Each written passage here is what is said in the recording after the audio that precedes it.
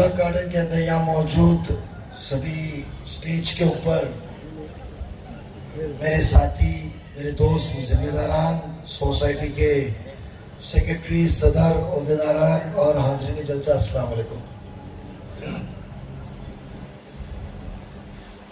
अफसोस इस बात का है कि हलके के अंदर जब एक इंसान रहता है तो आपने उस हलके के मसले हल करना चाहिए। वो वोटर है कि नहीं है आपका, वो माने नहीं रखता है। वो माने रखता है तो कि वो इंसान है कि नहीं। तुम्हारे कितने वोट में कितनी तवज्जो जाएगी, यहाँ के वोट मुझे मिलते हैं कि नहीं मिलते,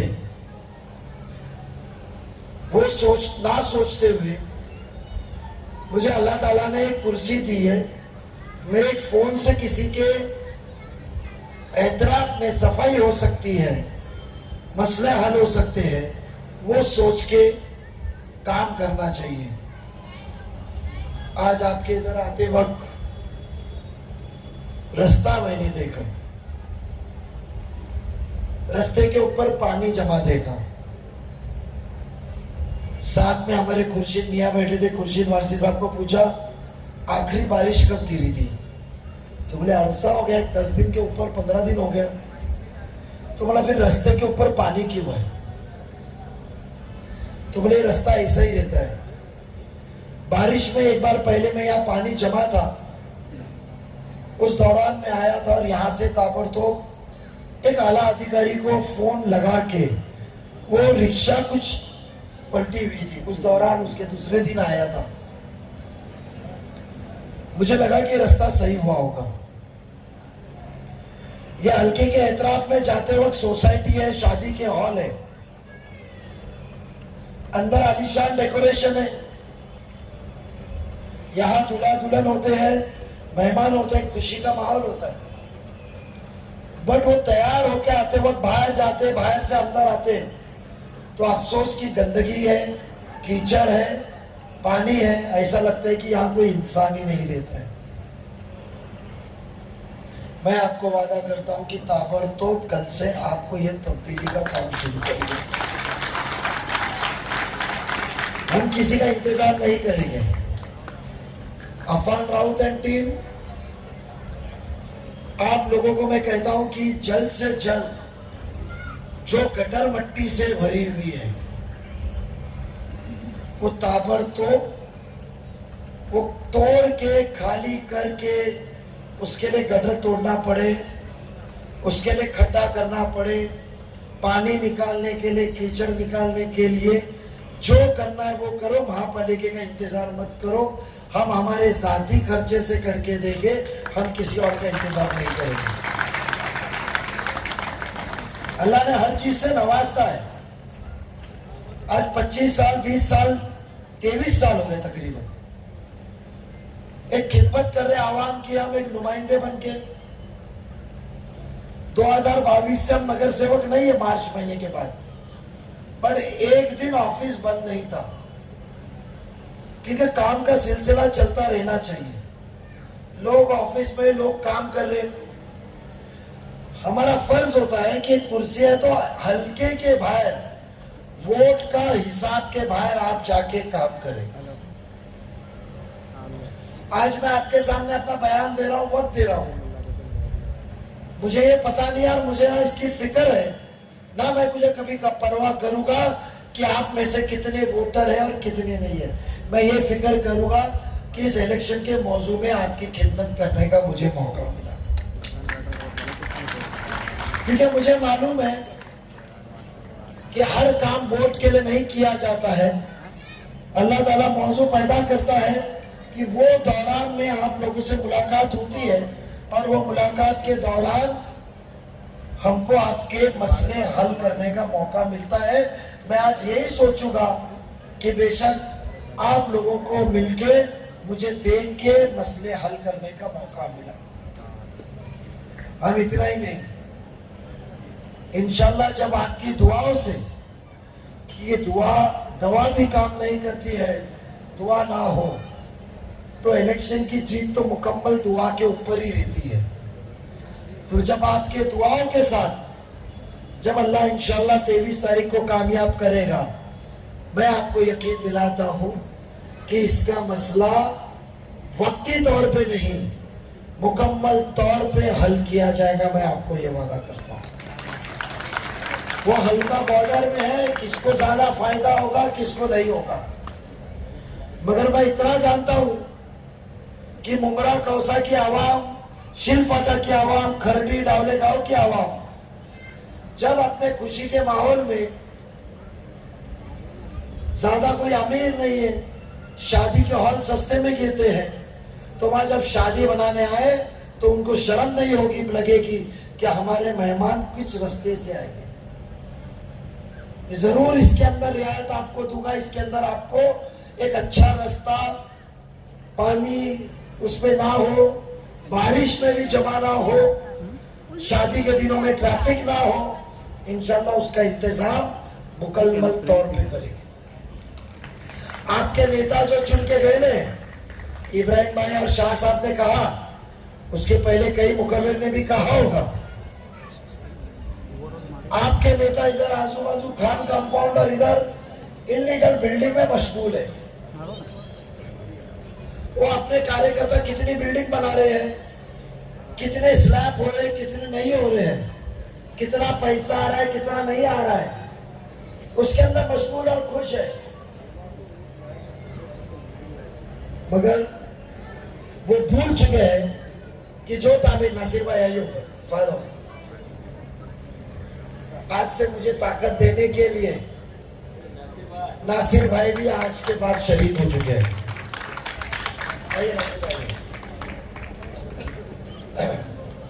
ताकत और बढ़ी। आज अवाम यहाँ रहती है, वो भूल चुके हैं। मैं सोसाइटी के उहदेदार और अवाम से कहना चाहूंगा कि हमें इल्म हुआ है कि आपके इधर पूरे दिन में सिर्फ 2 घंटा पानी आता है। ये बात सच है ना? पानी की किल्लत है,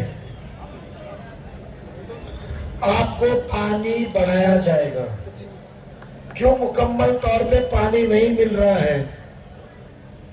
इस प्रोग्राम खत्म होने के पहले आपके सामने आला अधिकारी से बात करके कभी वो आपके बीच में आके पानी की निजामत के अंदर आपको पानी कैसे बढ़ाया जाए, उस चीज की इंशाल्लाह जरूर कोशिश की जाएगी। हमने हमारे मैनिफेस्टो में जो आने वाले दिनों में इंशाल्लाह जीत के बाद जो काम करना है, उसके अंदर आवाम को एक वादा दिया है कि हम आपके हलके के अंदर 5 MLD पानी बढ़ाएंगे। तकरीबन वो पानी आने से मुझे लगता है कि आपको राहत मिलेगी। आपके हलके के अंदर जो पानी की टाकी थी, वो आज तक क्यों मुकम्मल नहीं की गई है, उसका भी जवाब आला अधिकारी से जरूर लेंगे। ये मसला मुझे आचार संहिता 9 अक्टूबर के पहले आप लोग जरूर कांटेक्ट करते, तो यहाँ के बहुत से लोग जो मुझसे रास्ता रखते हैं उनको पता है कि कहीं का भी आवाम आता है, इंसान इंसान को मदद करता है। ये हमें अल्लाह ताला के, हमारे को ये इस्लाम में सिखाया गया है कि पहले ताकत मिली है, रुसूख है, कुव्वत है, सलाहियत है, तो फोन उठाओ, काम करो।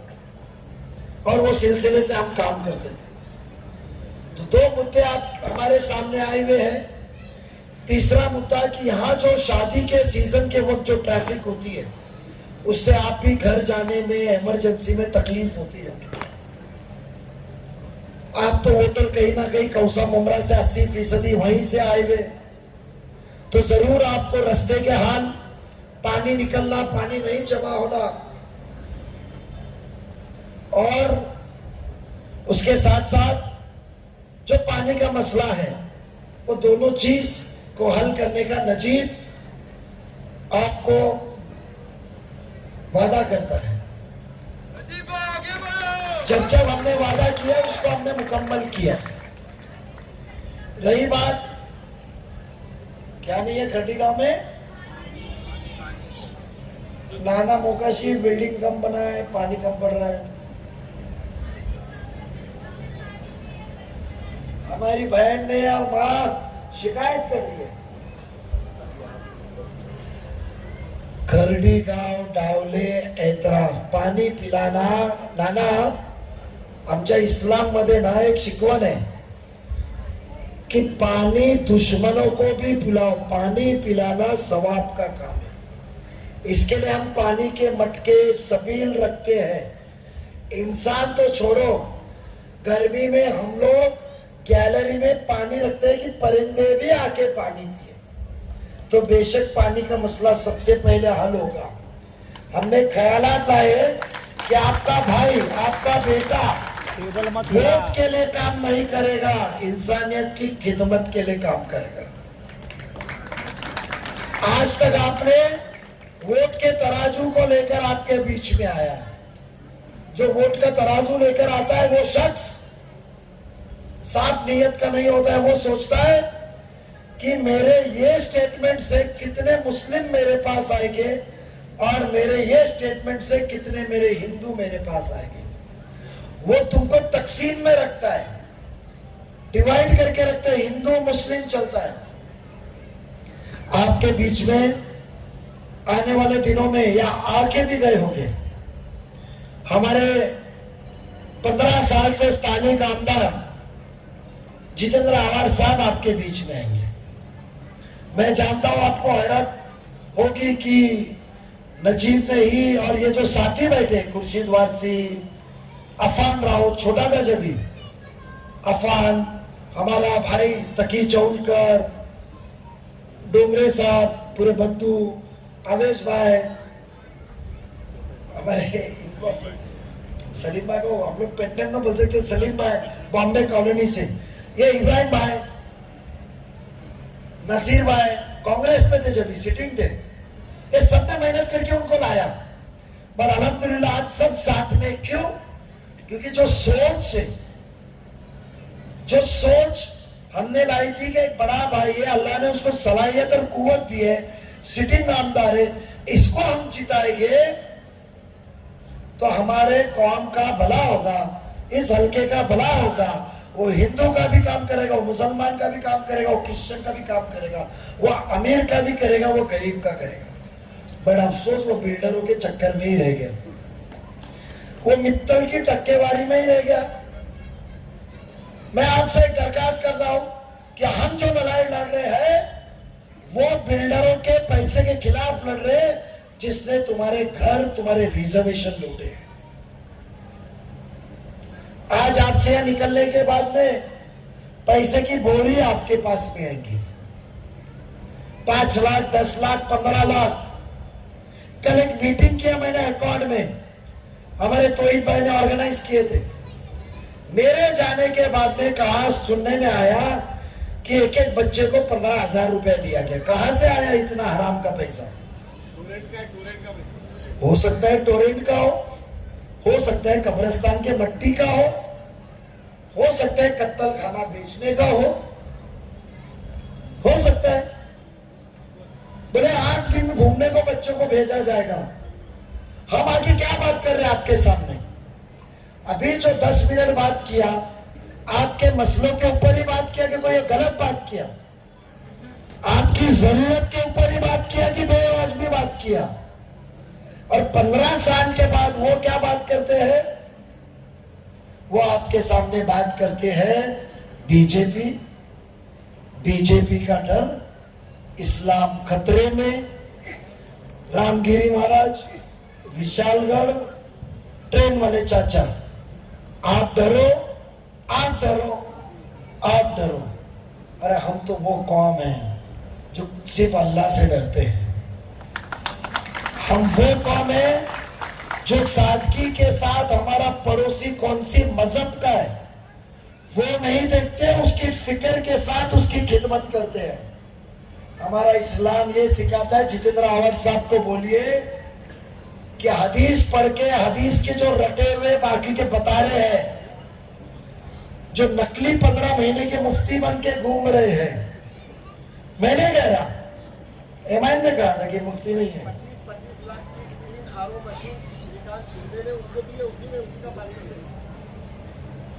जिसकी वो मुफ्ती साहब पानी पी रहे, साफ पानी का, वो मशीन श्रीकांत जी शिंदे साहब ने थी, 75 लाख रुपए की 3 मशीन।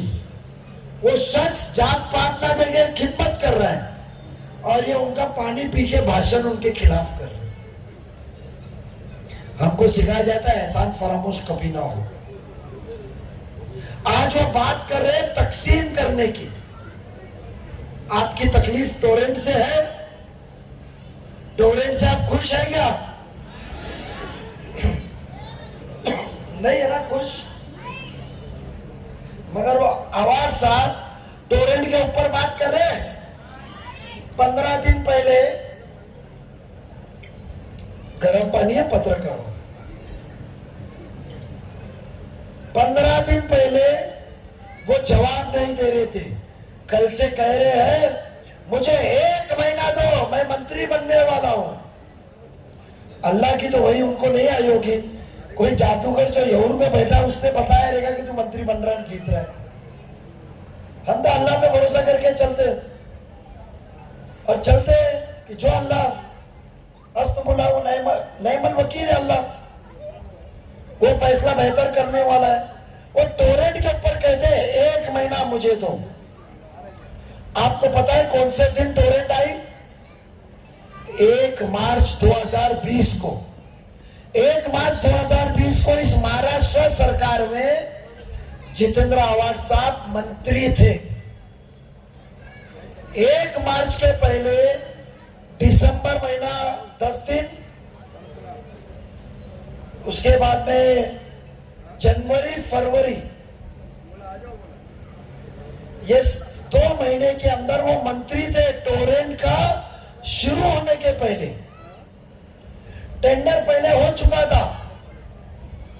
आप बताइए, वो कहते कोविड में कैबिनेट डिसीजन होता था। आपने 19 में कहा था हमारी सरकार आई तो हम टोरेंट खत्म करेंगे। आपको 1 महीना क्यों चाहिए? आपको अल्लाह ताला ने, ये अवाम ने जिता के 2.5 साल मंत्री बनाया था, आला ओहदा दिया था। कान में बैठ के बात कर रहे थे राहुल गांधी जी के, पवार साहब के और उद्धव जी के। तो जब भी आपको इस अवाम की तकलीफ और शिकायत और फरमाइश याद नहीं आई कि टोरेंट को रद्द करना चाहिए? जब यहां देखे कि आवाम अपनी शिकायत दर्ज कर रही है तो महीने को मिलने वाली टक्केवारी, एक आला अधिकारी के वीडियो ऑडियो रिकॉर्डिंग है जिसमें वो ये शख्स आमदार का नाम लेकर कह रहा है कि जितना यूनिट आपका मीटर चलता है उसका 60 पैसा इन हफ्तेवारों को जाता है, इसके लिए टोरेंट के खिलाफ जा नहीं सकते। वो अधिकारी का ऑडियो क्लिप हम तो चाहते हैं कि पुलिस वो ऑडियो क्लिप को चेक करे। मुझे पूरा यकीन है वो ऑडियो क्लिप जिसने भी, एक पत्रकार नहीं भेजा है हमको, वो ऑडियो क्लिप के अंदर मुझे बताइए कि वो कहते हैं 60 पैसा लेते हैं, तो जो पैसा रिश्वत आपकी जेब काट के खा रहा है, क्या आप उसको बीजेपी का डर दिखा के आपको गुमराह करके वोट देना चाहोगे? आज आंख खोलने के लिए हम लोगों की आंख खुली और हमने बेड़ा उठाया कि जो 2009 में हमने गलती की वो गलती को भी हम ही सुधारेंगे। भले उसके लिए जो दुश्मनी लेनी है, जो हमारा नुकसान होना है, जो होना है, क्योंकि हमको आवाम पे भरोसा है कि जरूर वो सच का साथ देगी, पैसे की गोनी के आगे नहीं झुकेगी, बट सच का साथ देके इसका गुरूर और जिसने हमारे जज्बातों के साथ खेला है। क्योंकि मुझे आज ही नसीर भाई ने बताया कि आवाम को गुमराह करना भी गुनाह है। ये हमको सिखाया गया है ना इस्लाम में, है ना? आवाम को गुमराह करना भी गुनाह है। तो क्या आप वो गुनहगार को वोट देंगे? वो किस बात की बात कर रहे? आने वाले 16 दिन बचे। 16 दिन में कितने महाराष्ट्र से वो बीजेपी का नाम लेकर आपके बीच में वो उलेमा को गुमराह करेंगे। वो उलेमा को मालूम नहीं रहेगा कि ये शख्स ने कितना बड़ा धोखा मुसलमानों के साथ किया है, हिंदुओं के साथ किया है, यहाँ के अवाम के साथ किया है। दिल्ली से टीम लाएंगे, शाहीन बाग की टीम लाएंगे, जवाहरलाल नेहरू से टीम लाएंगे, कन्हैया कुमार को लाएंगे, बड़े बड़े उलेमा इकराम को लाएंगे। जिसको भी लाएंगे लाए, हम तो सच का साथ दे रहे, वो आए और हमारा सवाल का जवाब दे। आवाम के बीच में पहले रह के पूछे कि भाई आवाम, उनसे मैं तुमको चाहूंगा कि वैसे महफिल में आप लोग चाहिए और खड़े रह के उनसे पूछिए कि आप जिम्मा लेते जो 15 साल का हुआ, जिसने 15 साल यहाँ नजीब नहीं आता, तो इतनी जरूरत आपको इलेक्शन में लगी थी? कभी दस्तक आपके इलेक्शन में आई थी? कोई आपको पूछने आया था कि आपके मसले क्या है, मसाइल क्या है? आज पूछने तो हम लोग आ रहे हैं।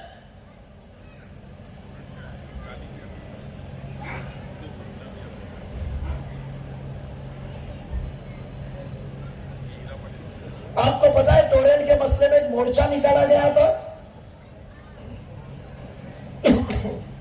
वो मोर्चे के अंदर आप वो मोर्चे की ऑडियो क्लिप देखिए। वो मोर्चे में जितेंद्र आव्हाड साहब आपको नजर नहीं आएंगे। सब पार्टी के लोग थे।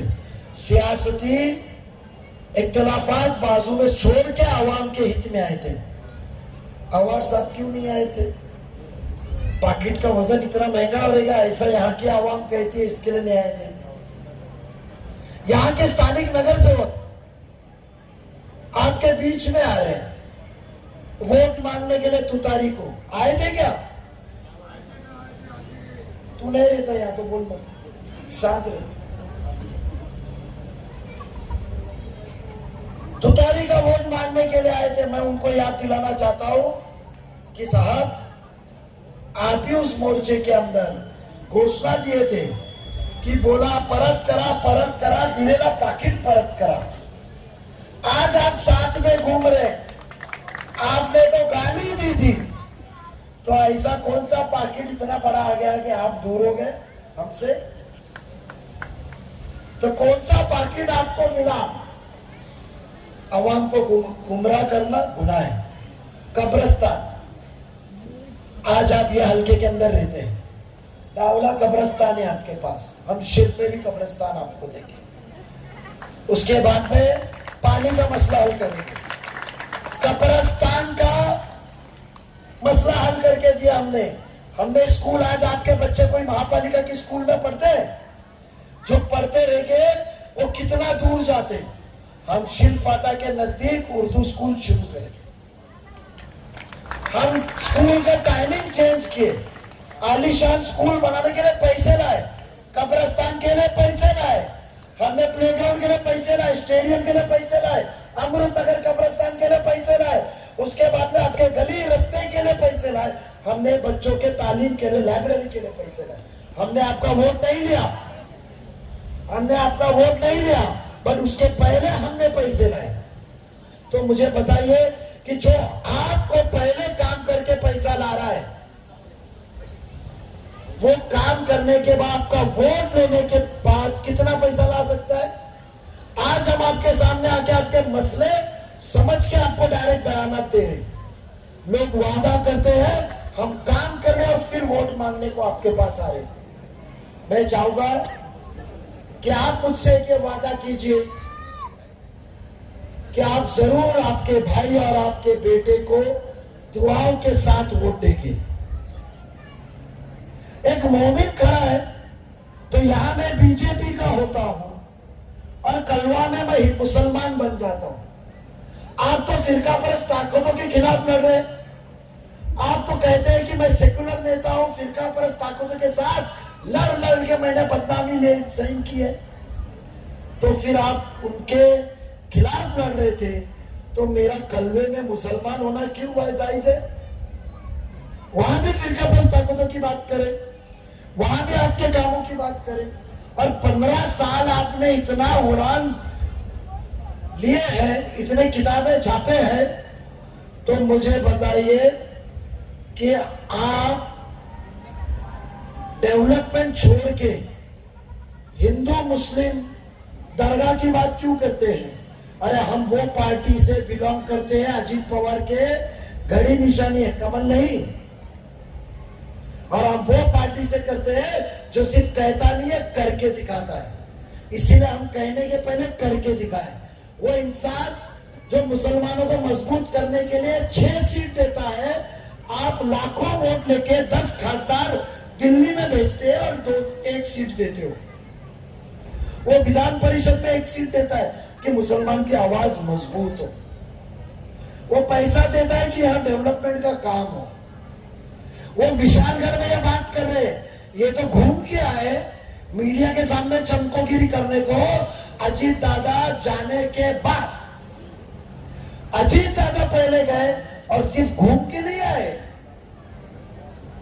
वहां जाके सरकार को लेकर जाके जिन जिन घरों का, मुसलमान के घरों का नुकसान हुआ था, उनके घरों का पंचनामा करके सरकार से मुआवजा भी दिलाए।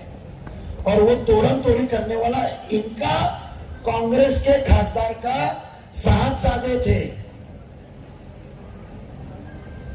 कोई और नहीं, जिसको आपने लाखों के वोट दिया था इस्लाम के नाम पे गुमराह करके। 15 साल का काम नहीं गिना रहे, हिंदू मुस्लिम कर रहे।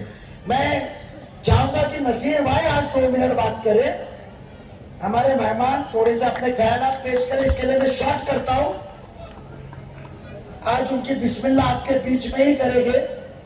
मैं आखिरी बात एक कहता हूं कि बीजेपी के नाम पे डरा के गुमराह ना होते हुए आपके भाई को, आपके बेटे को अल्लाह के वास्ते एक मौका दीजिए। आपका ईमान वाला हो, वक्त पे ऐसे इंसान को दीजिए। मैं नमाज जनाजा तो आपके साथ पढ़ सकता हूं, मैं जुम्मा की नमाज तो आपके बीच में रहूंगा, मैं शादी ब्याह में तो मिलूंगा, मैं मैयत में तो मिलूंगा। मुझे किधर तभी आप पकड़ के पूछ सकते हैं ना, नजीब ये वादा किया था, इसका क्या हुआ? ये आमदार साहब के जैसा तुम्हें 15 साल में एक ऑफिस भी नहीं कि ना सोसाइटी के चेयरमैन सेक्रेटरी 1 घंटा इंतजार करे तो करे, पर जाके मिल के अपनी शिकायत दर्ज करे। है क्या कोई? आज सेक्रेटरी और चेयरमैन को 5000 का लिफाफा। मैं पत्रकारों के जरिए मुमरा कौसा की आवाम को बोलूंगा, जमीर को सोचिए। आप मुस्तकबिल महाराष्ट्र के मुसलमानों का बदलाव करने का आपको अल्लाह ने नवाजा है। आप ये इलेक्शन में नजीबुल्लाह को जिता के ये तय करेंगे कि तुम्हारे पैसे से आवाम बिकती नहीं है। आप फिरका परस्त ताकतों का डर दिखा के हमारे को गुमराह नहीं कर सकते। आपको काम करना पड़ेगा, आपको हमारी खिदमत करना पड़ेगा, आपको हमारी सेवा करके हमारे मसले मसाइल हल करना पड़ेगा। आपको वोट चाहिए तो, नहीं तो मुसलमान जो काम करेगा उसकी तरफ अपना रुख बदल देंगे। ये मौका मुमरा कौशल के आवाम को मिला है। तो बराए मेहरबानी जो भी सोसाइटी के सेक्रेटरी है, जो भी सोसाइटी के अध्यक्ष है, उनसे इल्तिजा है मेरी कि प्लीज अपना जमीर इस शख्स के पास मत बेचो। ये पीछे क्या कहता है कि मुमरा तो बिकती है, प्लीज मुसलमानों को ना बेचो। मेरी दरखास्त है आप लोगों से कि ये शख्स मुसलमान महाराष्ट्र के मुसलमानों को रात देंगे। हर एक शख्स नुमाइंदा वहां के मोहल्ले में काम करेगा कि बेशक ये सिर्फ फिरका परस्त ताकतों के डर के नाते ये वोट नहीं मिल सकते, इनका काम करना पड़ेगा, इनकी खिदमत करनी पड़ेगी, इनके साथ मोहब्बत से इज्जत से रहना पड़ेगा। इतनी इजाजत लेता हूं और इंशाल्लाह 20 नवंबर को घड़ी के निशाने के आगे 2 नंबर का बटन दबा के आपके भाई को, आपके बेटे को खिदमत करने का मौका देंगे। और उससे ज्यादा 20 तारीख की शाम को 6 बजे तक आप हर वक्त उस बच्चे को, नजीब मुल्ला को दुआ में शरीक रखेंगे। ये वादा लेकर आपकी इजाजत लेता हूं। शुक्रिया, खुदा हाफिज।